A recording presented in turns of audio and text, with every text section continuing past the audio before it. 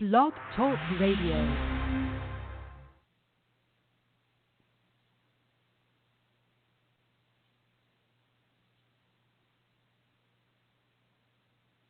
When you don't go to Geico.com, car insurance can be confusing. Like Swedish techno confusing.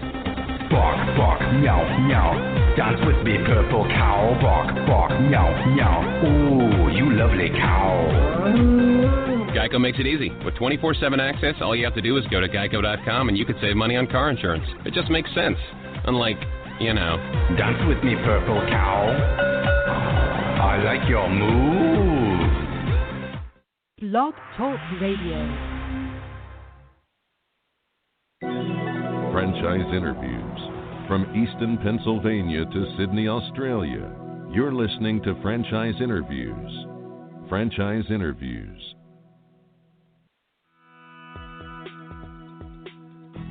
Welcome to Franchise Interviews. Franchise Interviews has been giving an up-close, behind-the-scenes look at franchising and entrepreneurship. Listen to interviews with franchisers, franchisees, franchise authors, franchise experts, and attorneys. And now, welcome your host, Marty McDermott, and Franchise Interviews.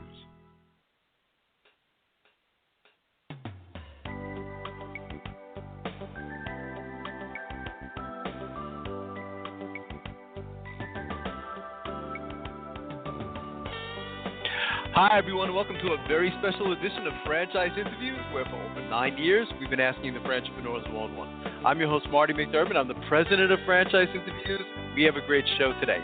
We're meeting with Jeffrey Krentzman, the founder of the BBQ Cleaner. And today, we're going to be focusing on the pros and cons of being your own boss. And we're going to talk to Jeff about that in just a moment on Franchise Interviews. So stick around because we have a great show.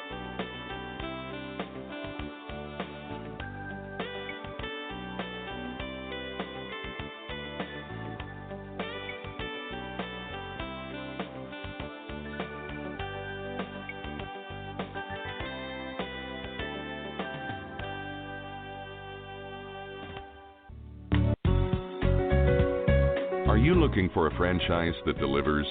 Businesses will always need shipping, and for more than 25 years, loyal customers have depended on Unishippers for reliable savings and exceptional customer service. Unishippers is focused on just one thing: helping small and medium-sized businesses save time and money on all their shipping needs. And as the largest reseller of complete shipping services in the country, we have the buying power to ensure that we succeed.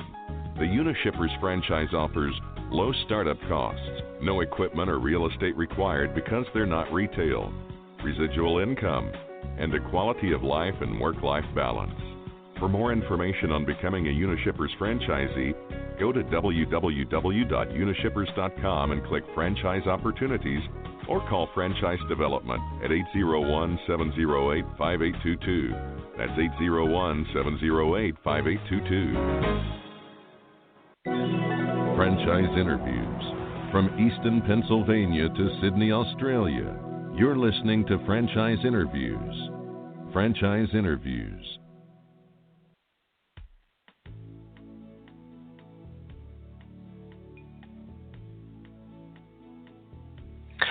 Hi, everyone, and welcome back to a very special edition of Franchise Interviews, where for over 9 years, we've been asking the entrepreneurs one-on-one. I'm your host, Marty McDermott. I'm the president of Franchise Interviews, and as we were saying earlier, we have a great show today. We're meeting with entrepreneur and the founder of the BBQ Cleaner, Jeff Krentzman. And today, we're going to be focusing on the pros and cons of being your own boss. Hey, Jeff, how you doing? Welcome to the show. Good, Marty. Thanks for having me. Hope all is well with you. Oh, all is well, Jeff. Thanks. We always like to ask our guests, where are you calling from this morning, Jeff? We're calling from northern New Jersey, about 15 minutes outside of Manhattan, give or take the traffic, of course. Ah, fantastic. And I'm not that far from you, so I can kind of guess what the weather is there today. It's kind of like traces of fall, isn't it? I tell you, we were riding a good streak for a while, but Mother Nature always wins in the end, and you can tell what's coming. now as the weather has turned on. That is so true.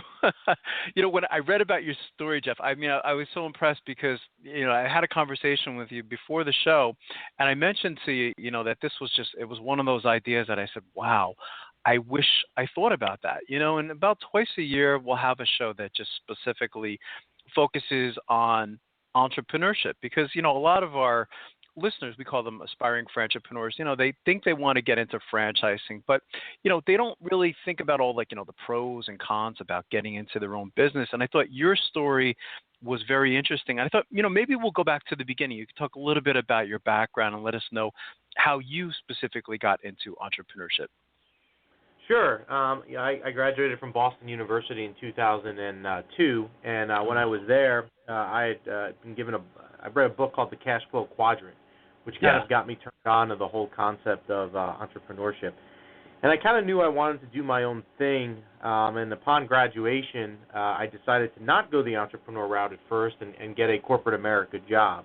Right. And I absolutely hated every minute of it. And at 23, I decided to leave my job with nothing, lined up or anything, and said, look, if I'm going to do something in my life, now is a wonderful time to do it. I'm not married, and I've got plenty of time to recover if I do it wrong. So, at that point, I looked to do my own thing and read about this concept that you just mentioned a minute ago, the BBQ Cleaner. In an international franchise magazine. They were doing a very similar concept in the United Kingdom under the brand name Avenue. And what we decided to do was do a 6-month pilot test here in Bergen County, New Jersey, where we would see if it worked, and if it worked, great, we would obviously continue it. But if it didn't, because it was a pilot test, we didn't have these long-term contractual obligations, if you will. I see. So we could kind of go a different direction if it didn't work. But, really within weeks of running the first ads, now 10 and a half years later, it's just never stopped. It just continues to grow. So that is definitely something we're pretty proud of, and a little into my background, I guess, how I got started into it. I mean, and the market is huge, isn't it, Jeff? I mean, when you think of, barbecues, most people, I imagine, they hate cleaning their barbecues, right? So, I mean, the market's got to be huge in the United States. I mean, and I guess internationally as well. I mean, it's really an international concept, isn't it? Yeah, and you're right, Marty. I mean, it's no different than, nobody likes to cut their grass, but they'll gladly pay someone to do it for them. Nobody likes in the Northeast, where you and I are, to shovel their driveway. And there's plenty of people that will outsource the work to someone else. And nobody likes to clean their grill. So there's plenty of people that will, pay our nationwide fleet to do it for them. And the other thing you have to keep in mind nowadays is, a lot of people have grills or outdoor kitchens that are, $8,000 or $10,000. They're not going to throw it out every year. It's got to get cleaned. And we're there to do it for them. That's fantastic. Well, having someone like yourself on the show, Jeff, it's a good opportunity for me to ask, what are the pros and cons from your experience that you've encountered in being your own boss? Because a lot of the listeners to our show, through doing market research over this, we find that, a lot of people are really they're considering being first-time business owners, so they're very trepidatious about, moving forward. So, I mean, if you had to give the pros and the cons of being your own boss, what would you say? Sure. The pros, I think there's a ton of pros. I mean, for me on a personal level, I always look at it and say the greatest thing about what I do is that I set my own hours and the amount of time I get with my kids. I have a little personal information. I have a 5- and 3-year-old, so I get to be with them for breakfast every day, drive them to school. I'm at dance in the afternoon and gymnastics, and, these are things that if I worked in, corporate America or had a really 9-to-5 job, there's no way in the world I'd ever get to experience these things with my kids. I'm also the class parent in my daughter's kindergarten class. I go on trips with all the kids. So to me, that's far and away the number one advantage. But some of the other ones, you set your own schedule, which I always think is great. You get to make the decisions yourself, which can be viewed as a challenge. But I think a lot of people prefer to have destiny in their own hand and be the one calling the shots. And with your own business, it's pretty important that you do that. You also set your own kind of environment and where you work from, whether you want to have a job where you work from home. So many people nowadays, obviously, with the power of technology can work from home, which is really cool, and not deal with commuting, which, you and I in the Northeast, Marty, would love not ever do. Absolutely. With the way traffic is for you and I. And then also I think controlling your financial future. If you work a 9-to-5 job, you kind of probably have a situation where you have a steady salary, and there's not much more than that you can do in a year. But when you're your own business, your financial potential is completely different. It's all in your hands, and it's all how you play your cards. And if you play your cards right, you obviously can do very well. So making those decisions are key. Some of the cons, you're married to your job. It's not right. a 9-to-5. You know, I'm sure you're like me. You're getting stuff as an entrepreneur, Marty, 7 days a week, sometimes 2. And you're the head honcho. So if there's a problem, you got to figure out how to fix it. You can't kind of turn it on to a boss at a higher level. You are that person. Your customers are your boss. You've got to be able to have the good relationships with all of them. In a lot of cases, if you don't have investors, as you're spending your own money, which can be frightening to people, can be a con in the beginning. Definitely not a pro. And you earn what you earn. Right. That can be a con as well. You don't have a steady paycheck that you're going to get, $80,000 a year or $150,000 a year. Sure. You're going to earn what you earn, and you've got to go out and account for that money. It's not going to be handed to you. Wow, I love that response, Jeff. That you gave for so many different reasons. One, it's funny. I haven't released it yet. I've been working on a study now for. I teach for Kaplan University, and so one of the requirements is, you have to get published like every so many years. And one of the studies that I'm working on, I'll have to share the findings with you when it's all done. But it's on franchising and entrepreneurship. And one of the biggest reasons that I found in the research was that a lot of people that go into their own business, one of the things that they like most is the decision to make their ability to make decisions on their own. And I'm suspecting that a lot of them come from corporate America, like you. They were in corporate America and they didn't like maybe some of those decisions that they had to make sometimes. And they like that flexibility, as you mentioned. And it seemed like for you, you and I think have a lot in common. Is that family denominator. Is that you knew that was most important to you. The ability for you to be able to go on those class trips and have breakfast with your kids and all those other things. That's, in addition to the money, that is a nice perk, isn't it? That you can do all those things, but, I think that's such a great response, is to know, it sounds like what you're saying too, is it's important to know what your values are, why you want to get into your own business. Would you agree? Yeah, and I think it's a very, very good point. I think everybody that gets into entrepreneurship has their own reason for it. Right. And I don't think it's the same across the board at all. Right. And I think once you kind of know what it is you're seeking and why you're seeking entrepreneurship, you can kind of try and find the way to fulfill that. But yeah, you're right.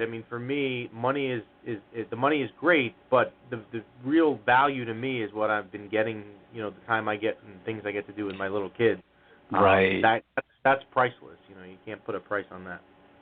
That's fantastic. You said some other interesting things too, Jeff. As we were talking about the cons, is I guess one of the challenges I think also, and I agree with you, in having, particularly when it's like a home-based type of business, which I know the BBQ Cleaner. Is it predominantly home-based, Jeff, or is it like more an office concept, or how does it work? No, it's actually home-based, which is great. It is, okay. So, obviously, overhead for people is extremely low. They're not going out and renting office space or retail or anything like that. No, it's home-based. That's the beauty of the business too, isn't it? Is that, and this because, being an entrepreneur, is that you can really cut down on that overhead, can't you? It's a nice perk, isn't it? Yeah, we always say, there's a lot of reasons we hear from our operators why, they've been as successful as they have. But I always think one of the main reasons is what you just identified, Marty, is that the overhead in this business is extremely low. So your margins at the end of the day are pretty sky high. And that's always been one of the major ingredients for why this has been so successful. You said something interesting too, Jeff, was the you're not really your own boss. Sorry, one of my very first radio interviews before I got into my own business, I was talking to a gentleman, and he asked me, this was a long time ago, and I said to him, I want to get into my own business. I want to be my own boss. And he called me an idiot. And I was like, excuse me? And he said, well, your customers essentially become your own boss. So if you have 300 customers, you have 300 different bosses, don't you? And some of them are nice, and some of them are not so nice, but I guess you're never really truly your own boss, are you? No, you're right, and actually it's a great point what you just alluded to, in that you've got to be able to deal with all your customers well, and they're all different. Some of them will be very, I don't want to say easy customers. Some will be difficult. Some present different levels of challenges, and you've got to find ways to overcome them to keep them as your customers, and at the same time keep them happy. So that's definitely true. Yeah, absolutely. It's interesting too with the home-based business. I love the home-based business opportunities, Jeff. But for me, because I've been working from home now for it's just like this 12 years now up to this point, and it's like you said, I have trouble. My biggest problem is getting away from the office. It's like always in front of me. And I just can't seem to separate myself sometimes from the business. You know what I mean? And that's just a personal thing. I think one is because I just enjoy working. You know what I mean? And doing what I do. But I'm getting a little bit better at it. But it seems like sometimes it's that 7 day a week because that office is right in front of you. So I try to get into the habit of shutting the computer down or just not going by the office during certain days. Have you had that experience yourself? Sometimes like trouble getting away from the office? Yeah, and I think technology plays a huge part of that, right? I mean, I always joke with people that I'm married to two things in my life. One, my wife Jessica, and the second is my phone. And you never get away from your phone. Your phone has your work email, your phone has your text. True. Getting 7 days a week, so it is very hard to unplug. I have that exact problem, and if you find a cure for it or you find a medicine that works, Marty, you'll have to let me know. That's true. And same to you, absolutely.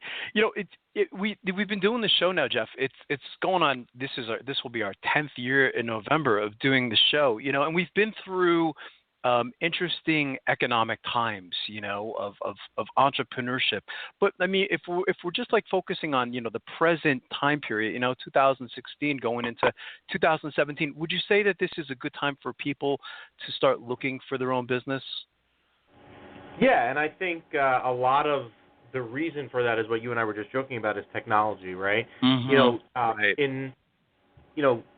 Right now, just a little bit with the barbecue cleaner, there's so many cost-effective ways because of technology that our entrepreneurs across the country are able to market their business. So I think technology has opened up a lot of, not only new ways to market and get business, but at a very cost-effective measure compared to probably what it was 20 or 30 years ago when you really had a heavy reliance on print, which would be a lot more expensive. Obviously, the other thing now that is very popular and would also back up your claim that it is a good time to start a business is the mobile world. People developing apps. That is certainly something that is going on every day. I feel like if you play around on the iTunes store or the App Store on your phone, you see pretty cool things all the time.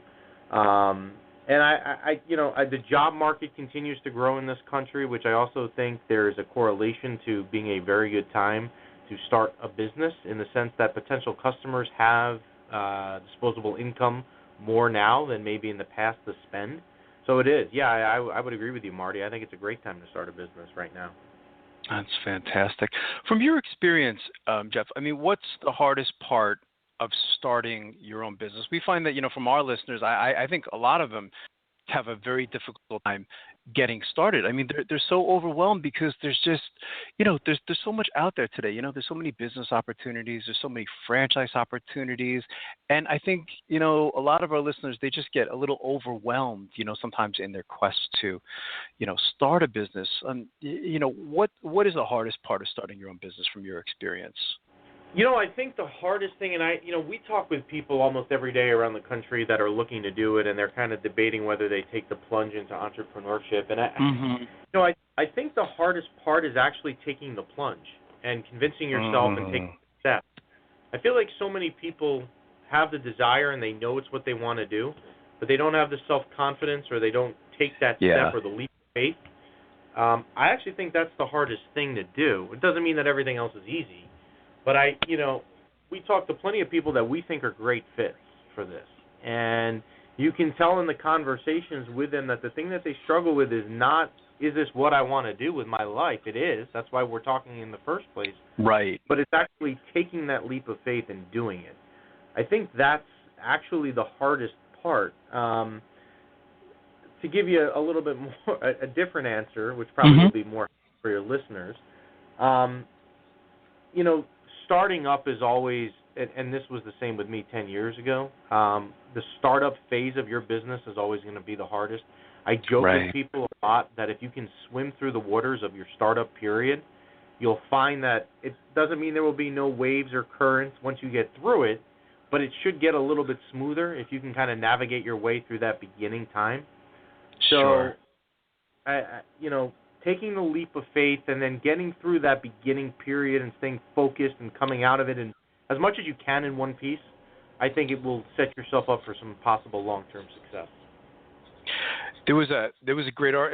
One of the things that caught my attention with you as well, Jeff, was I think it was you who wrote the article. Was it taking the leap of faith into owning your own business? We're gonna have to post that up on our website. But you spoke about that. You spoke about the importance of confidence, and I like how you mentioned doing old-fashioned due diligence. I mean, that's really what it's about, isn't it? It's a time-consuming process, isn't it? But I think that's probably one of the things that really gives you that confidence is good old-fashioned due diligence. Would you agree? Yes, completely. And now, speaking of due diligence, I think there's more tools and methods out there for you to do that than ever. Right? If you want to get information on something you're looking at, you could do a quick Google search and get a ton of information. You could pick up the phone and email people doing that business. You could contact them via phone. Yeah. There are so many various ways that you can do solid, constructive due diligence that in turn should make you feel comfortable taking that leap of faith if that is what the next step is going to be. You are 100% right about that, Marty. And we encourage all of our prospective operators, if you will, all the time to do due diligence. Do it on us. What we want to do, our goal with our prospects, if you will, and we say this to them almost every day, is to give you as much information as you need so you can make the decision that's best for you. We're a big believer in that mindset as well, that the more information we can give you, the more confident you're going to be in doing whatever next step is what you want to do. That's terrific. The BBQ Cleaner has made it easier for people to get into their own business, Jeff, because what you have at the BBQ Cleaner is a system, right? And one of the guests that we've had on the show, I think it's 2 or 3 times up to this point. I don't know if you've ever read Michael Gerber's books, but he talks about the importance of having a system. So you have pretty much done most of the homework for people who would like to get into your opportunity, haven't you? They don't have to rethink the wheel, and that's the whole beauty of it. It's really one of the reasons why we created the show was, being a big believer in systems, that you don't have to make the same mistakes that maybe you made in the beginning, and you can also duplicate the same successes that you've had as well. And it makes it much easier to get into business, doesn't it, by having a system? Yes. Yeah, absolutely. We use the word around here all the time, turnkey is the word that we like to use, in that everything that you need to get started for your business you get from us. So it's not just the tangible things like the equipment, which of course you need, but it's a lot of the back-end stuff as well. It's the marketing, it's the advertising, it's the sales tools, how you go out and you get customers, how do you build the website. So, if you have the opportunity to get involved with any franchise, really, that you feel does a really good job at preventing you from having to reinventing the wheel, it's probably a good fit. There's a lot of things there that's good. You don't want to go out and try and figure out everything. If someone's already done it for you and is allowing you the opportunity to replicate that success in your own market, that's the name of the game. That's a wonderful thing for someone to pursue. That's fantastic. In your own business, Jeff, I mean, what are some of the things you feel that you've done right that can be applied to someone else looking to start a business? Good question, Marty. One of the things that I think we've done right is, we have a business here where we have a lot of repeat clients. Mm-hmm. Right. So it's not a one-time, you get a customer and that's not a customer that will use your service again. Maybe right. like comes to mind as a realtor, right? We bought a house a couple of years ago, my wife and I, but I'm hoping we're not looking to buy another house for 30 years. So, what we've done is, we have a model here where people are residual income. They're using your service over and over again. I also am partial. I love the service business because I think people are always going to pay for service businesses. People are lazy. There's a lot of people with a lot of money in this world that will spend money. Sure. So I like the fact that we built something where you have the repeat clients in a kind of industry that is growing and will always be there. The other thing that I think we've done right is we've really given our operators everything that they need to succeed. I mean, they literally have taken the blueprint that we give them, executed it in their local markets, and have had success. And I think that's really one of the more, one of the things I'm most proud of is how we see that, kind of rolled out all the time every year, where people take the blueprint, they execute it, they use the support that we have, and kind of go, and the sky's the limit for them. Yeah, the repeat business was something that really, caught my eye, when I was studying the barbecue cleaner model, Jeff. I think that's fantastic. And, those repeat customers, I'm sure they become testimonials for you as well, don't they? I mean, referrals, and it kind of just really explodes from there, doesn't it? Yeah, and referrals, it's a great way. Testimonials and referrals are a great way as well to grow your business by using the power of your customer. Yeah, definitely. I mean, we have customers now that use our service or use our operator service multiple times a year. It's very, very powerful. And people are funny like that too, aren't they, Jeff? Like, they see the barbecue cleaner, in front of their neighbor's house, and they say, what's that? And it's probably, the neighbors get involved in it, and the whole thing like that, and it just kind of like, grows from there. And then, so there were so many things about your business model that I was just, so impressed with, so I think it's fantastic. I'm sure over the years too, that you've been able to, a lot of your operators have shared their best practices as well, which I'm sure adds to the business as well as time goes on, doesn't it? Yeah, it does. And we take that information here, that's very valuable when we get that feedback from our operators, and we take the knowledge that they give us or something that they did that works, and we pass it on to the other 148 people around the country to kind of keep everybody growing their business as well. So, yeah, very, very, very good information when we get that from our operators. That's fantastic. And Marty, one thing you just said, I just thought of a phone call I got on Friday. We had a guy on the West Coast that I was talking with on Friday, and he had been saying that, he was doing a grill, I think it was middle of last week, and 3 of the neighbors had walked by when he was outside. And he said he had planned to be on that street for 2 hours, and he ended up doing those next 3 grills that day. So he was there for about 9 hours. Exactly what you just said. Just happened last week with one of our guys on the West Coast. I imagine that's a common scenario, for for the barbecue cleaner, So it just, again, as I was studying the model, I said, wow, this just makes so much sense. And then those customers become repeat customers. You look at the lifetime worth of a customer. We were talking about this in my marketing class last Thursday. Is to you don't look at that one transaction. You look at the lifetime worth of that customer. And it's really fantastic, isn't it? Yes. Yep. That's great. So what other advice, Jeff, would you give to, our listeners? They're looking at being their own boss. I mean, where do you recommend they start? Sure. The internet, due diligence, the internet is a wonderful source to get information on all the different businesses that are out there. It certainly would allow them to identify the right business for them. I think one of the things that we talked about earlier is important, understanding what it is about entrepreneurship that is attractive to you and trying to find an opportunity that meets that and gives you the opportunity to fulfill that desire, that whatever that specific desire you're looking for is. Knowing your target audience, which also can be done through doing research. You could do a lot of due diligence now before even spending a penny, which I think is great. There's free research out there.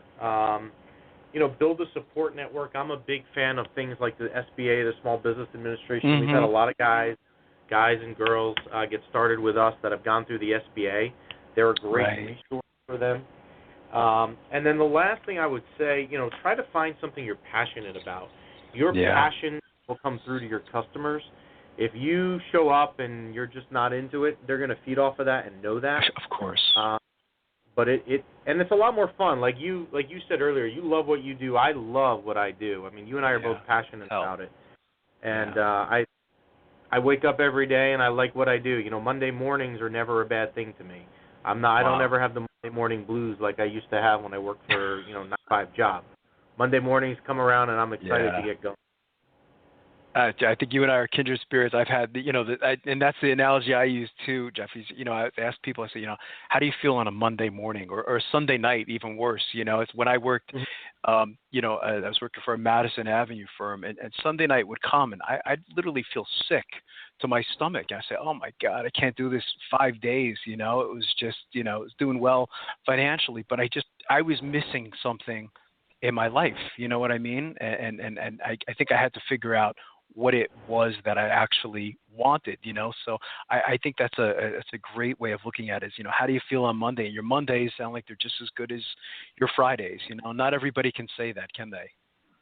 Yeah, I used to joke that I had Sunday night depression when I, years ago when I worked for that other company. It was like, someone just punched me in the stomach every Sunday night because I knew what the next 5 days were going to be like. But we don't have that anymore, which is great. You can't put a price on that. That's fantastic. So what's the future look like then, Jeff, for the BBQ Cleaner? I mean, where do you see, the company maybe 3 to 5 years down the road? Right now our goals are pretty much to keep growing the business across the country, giving people the opportunity to, live their, dream of owning their own business, continuing to grow the business. We've had another stellar year here in 2016. We seem to just keep growing and growing. We have some news coming up in the next couple of months, which people should stay tuned for, which is going to be very exciting and will help us continue to grow.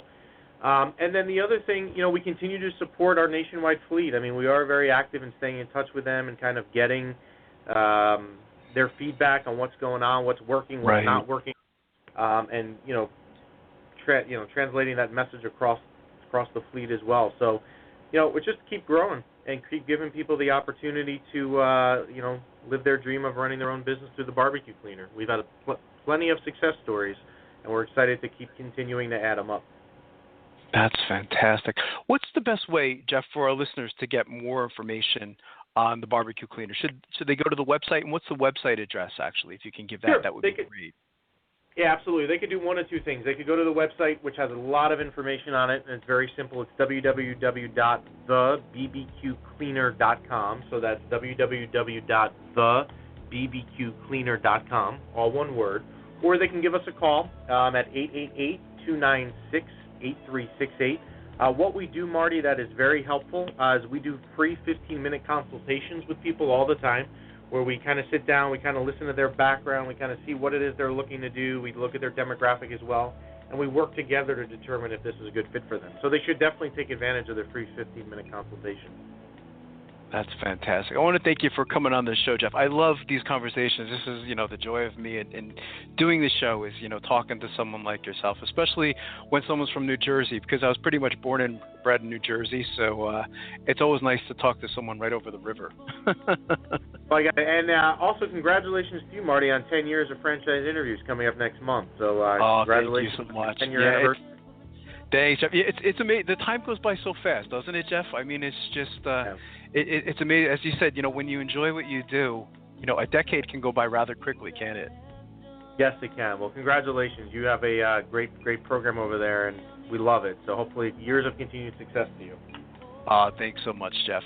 Well, that was a great recording, Jeff. That's where I'll end the show. But that was great, and that was perfect. I mean, that was just everything that I was looking for. So our interview, Jeff. So it'll run live.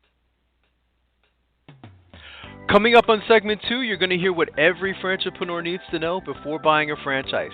We're going to play a clip from our popular Great Quotes in Franchising podcast right here on Franchise Interviews.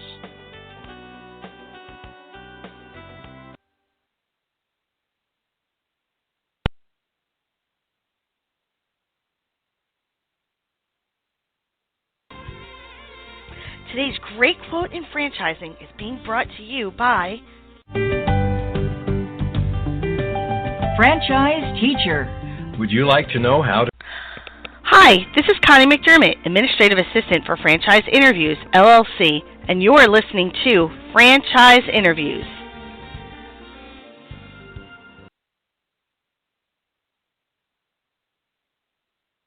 Hi everyone, this is Marty McDermott from Franchise Interviews, and welcome to another edition of Great Quotes in Franchising, where each podcast you get to hear a great quote in franchising.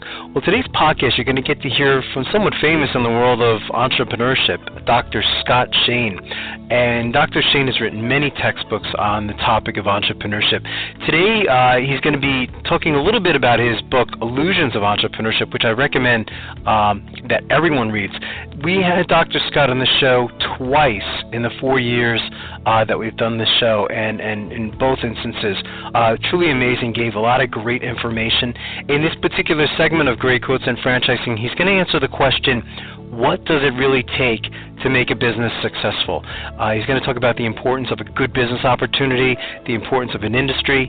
He's going to talk about easy-to-fix mistakes and how entrepreneurs can fix some of those mistakes, and also the importance, as Don and I always emphasize on the show, due diligence on the industry, or due diligence on any type of business opportunity before you get into it. So why don't we do this? We'll play the clip of Dr. Scott, and we'll see everyone again with another edition of Great Quotes in Franchising from Franchise Interviews. Take care, everyone. Well, so one question is, what does it take to make a new business successful? And one of the things that the book points out is that a lot of the things that we believe, that it's a lot about us as people, are inaccurate. That things like the kind of business opportunity you have and the industry that you're in account for a lot of performance. And I think what happens to a lot of people is we have this belief as human beings that we want to over-ascribe our performance to things that are about ourselves and not about things we can't really control. We can't change our industry very well. We can't change our business opportunities very well. So we like to think that it's us that matters. And it turns out that, sure, individuals matter, but the business opportunity matters to a great extent. And being able to pick that, and what the book tries to do is help people see, well, what is it about a good opportunity? What is it about an industry that makes it good for startups? The other thing is that people make a lot of mistakes that could easily be corrected. They go after the wrong kind of financing. They don't do a business plan well. They don't form a good team. They don't set up the right legal structure. And one of the things that the book tries to point out are kind of the easy-to-fix mistakes, the things that are under your control so that you can fix the odds. I mean, you can't decide whether, your particular product is suddenly going to become the hottest thing ever, but you can avoid making a mistake about getting, your cash flow wrong because you don't have a financial structure in place to manage cash flow. And then I think that the other thing is that I think is very useful is for people to get a realistic understanding of where money comes from for financing businesses, because I think people labor under a lot of illusions about where that capital comes from, and one of the goals of the book is to say, hey, look, this is how people really get money, and this is what they're going to have to do, and you're probably not going to get venture capital, you're probably not going to get business angel money from a lot of businesses. What you're probably going to do is either invest your own money or you're going to personally guarantee loans from a bank. Interesting. Yeah, and that's my business, as you might have heard Dr. Shane. Our company's talking to many people every day across the country, and there is a lot of misconception. Sometimes people think they can get financing, for example, as long as they just have good credit. But there's a lot of other things that lenders look for, with getting financing. So we're always in that consulting and giving advice mode to people.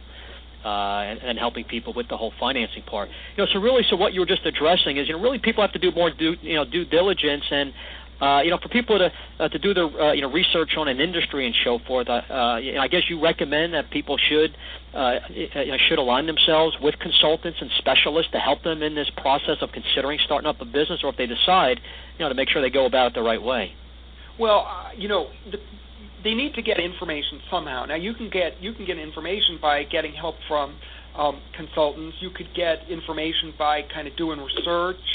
You could get information by talking to people in an industry. I think one of the misconceptions that people labor under is that entrepreneurship is easy. You can just, if you get an idea, whatever idea you get, you should just go run with it. You should go do it. There's this emphasis on being active and going and doing, as opposed to thinking about whether an idea is any good. And one of the things that I think is really important that people always keep in their mind is that once you pick an idea to pursue, you've basically cut yourself off from pursuing a better idea that comes along later, because you've committed to one idea. And so what you probably want to do is go evaluate an idea and say, is this one really worth doing? Because if I look at it and I say, oh, it's not worthwhile, I still have the option to do a better idea when it comes along. But if I go pursue something that isn't very good, I'm probably going to end up locked into kind of either trying to make a go of it and possibly failing.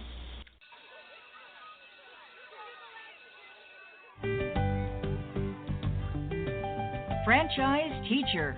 Would you like to know how to franchise your concept or grow your franchise business?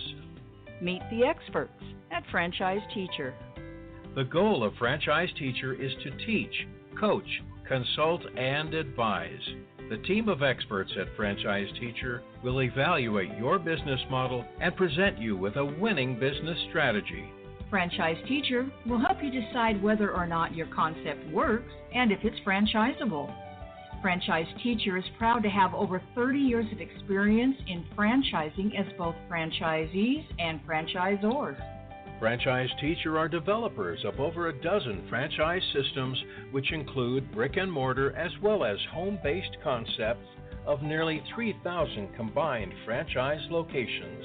Whether you need to add more units or get more customers, Franchise Teacher can help. We will teach. Franchise Teacher will help you learn our proven system. Coach. Franchise Teacher will help you provide a game plan to succeed. Consult. Franchise Teacher will make sure you stay on track. And advise. Franchise Teacher will help you learn from our over 30 years of experience in franchising as both franchisees and franchisors. Take advantage of our free, no-obligation phone consultation. Simply go to franchiseteacher.com or call us at 561-385-3032. That's franchiseteacher.com or call us at 561-385-3032. Hi everyone, this is Marty McDermott from Franchise Interviews, and welcome to another edition of Great Quotes in Franchising. With each podcast you get to hear a great quote in franchising. Don and I have been hosting Franchise Interviews. This week is years and 100 shows, and during that time frame we've had some incredible guests and quotes on our show. Today you're going to get to hear from, I think, one of the best motivational speakers in the world, Mr. Warren Greshus. And Warren talks about the importance of planning ahead and insurance. And for our very first time on our partnership with Blog Talk Radio, Franchise Interviews is now giving franchisors the opportunity to sponsor some upcoming radio shows. So once again, Mr. Warren Greshus, after a word from our sponsor, and we'll see you again soon with another edition of Great Quotes in Franchising from Franchise Interviews. Take care, everyone.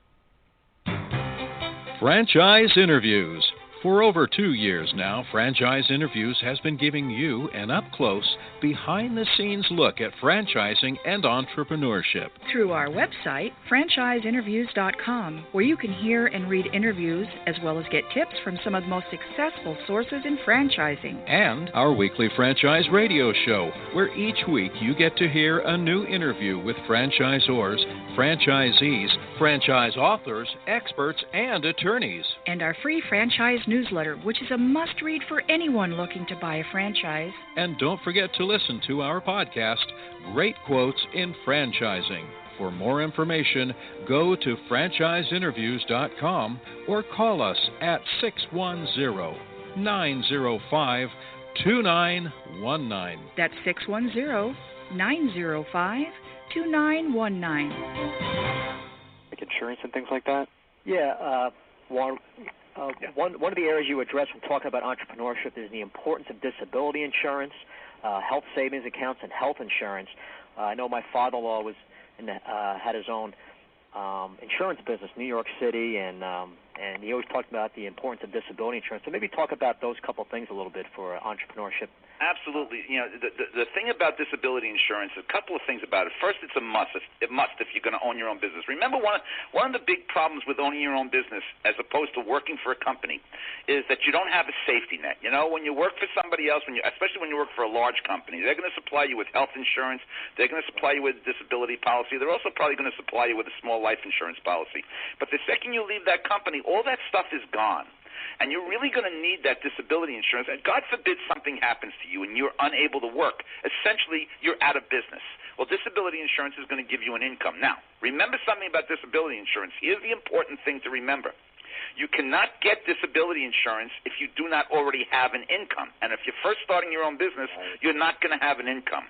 So what I did was I knew I was going to go into my own business. So while I was working for somebody else and was making an income, I started buying disability insurance.